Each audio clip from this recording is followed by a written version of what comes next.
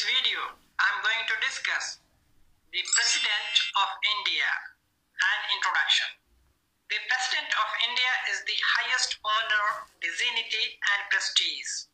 The President of India is the head of a state of India and the Commander-in-Chief of the Indian Armed Forces.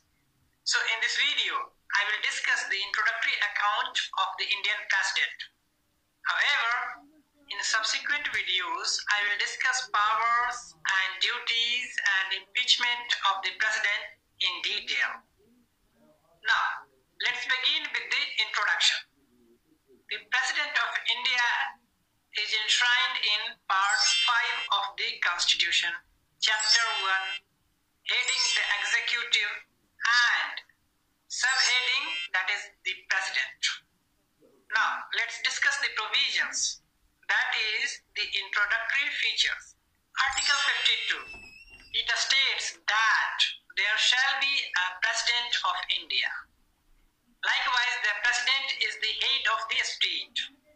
Next, Clause 1, Article 53. It states that the executive power of the Union shall be vested in the President and shall be exercised by him either directly or through officers subordinate to him in accordance with this Constitution.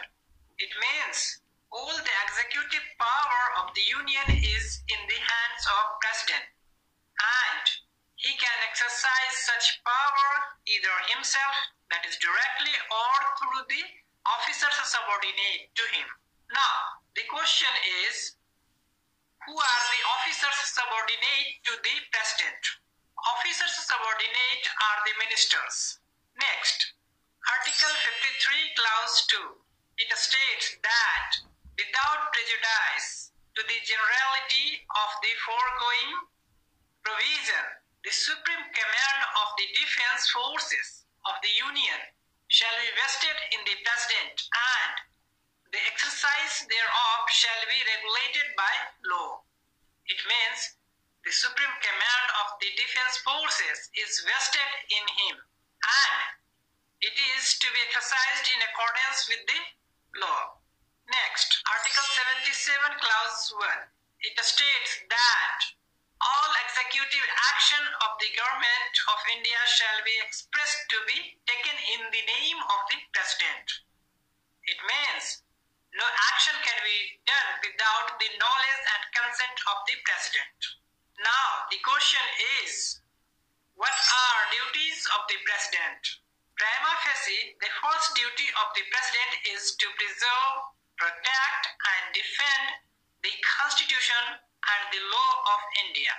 Now, the next question is, what are the powers of the President?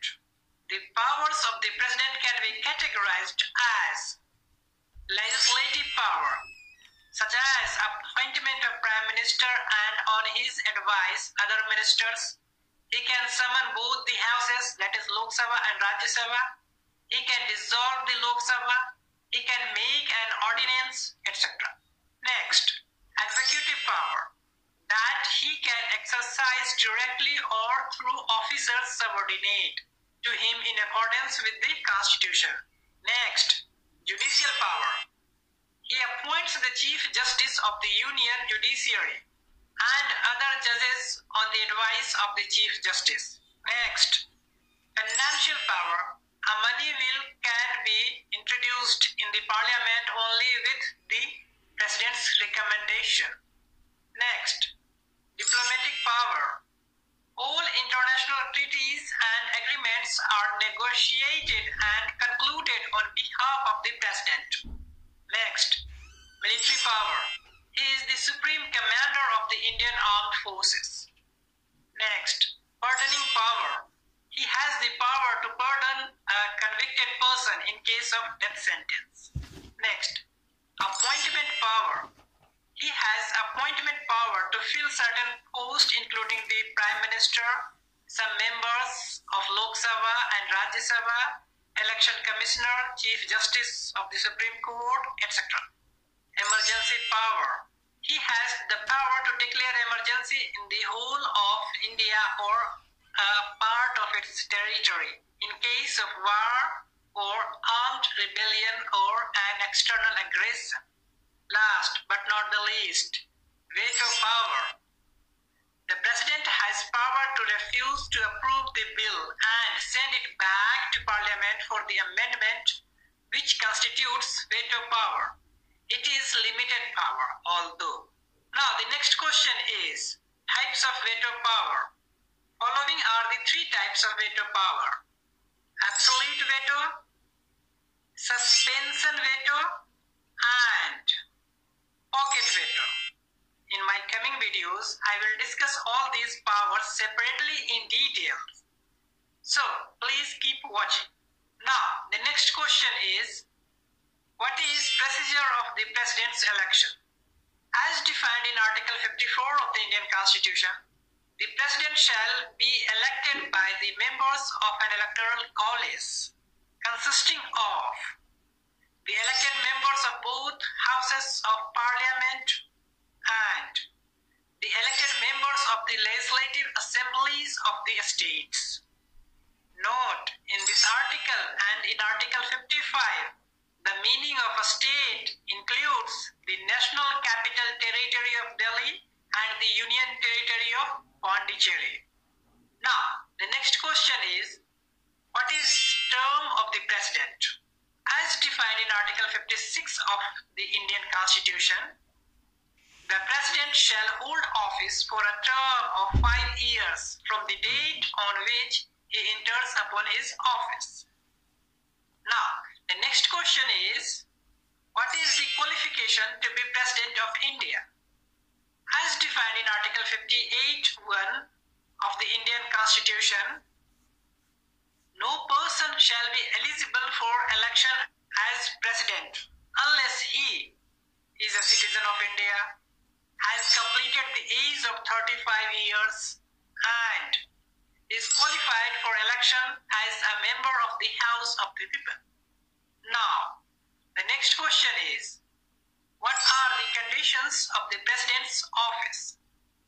As defined in Article 59 of the Indian Constitution, the President shall not be a member of either House of Parliament or of a House of the Legislature of any state, and if a member of either House of Parliament or of a House of the Legislature of any state be elected President, he shall be deemed to have vacated his seat in that House on the date on which he enters upon his office as President. It means he cannot hold two posts simultaneously. The President shall not hold any other office of profit. Next, the President shall be entitled without payment of rent to the use of his official residences, and shall be also entitled to such emoluments, allowances, and privileges as may be determined by Parliament by law, and until provision in that behalf is so made. Such emoluments, allowances, and privileges as are specified in the second schedule. Last but not the least, that is, the emoluments and allowances of the President shall not be diminished during his term of office. Now, the next question is, how much emoluments the President receives? The President of India receives 1.5 lakh as monthly salary. He is given Rashtrapati Bhavan, that is the President's official residence. Rashtrapati Bhavan is the largest presidential palace in the world. The official state car of the President is a custom-built, heavy armored Mercedes-Benz S600 W221 Pullman car. Next, oath and formation of the President. As defined in Article 60 of the Indian Constitution, every President and every person acting as President or discharging the functions of the President shall, before entering upon his office, make and subscribe in the presence of Chief Justice of India or in his absence, the senior most judge of the Supreme Court. Last but not the least, that is, can President be removed from his office before completion of his term? The President of India may be removed from his office before expiry of the term by the Parliament, and that is only through impeachment on the grounds of violating the Constitution of India. I will discuss impeachment in my next video in detail.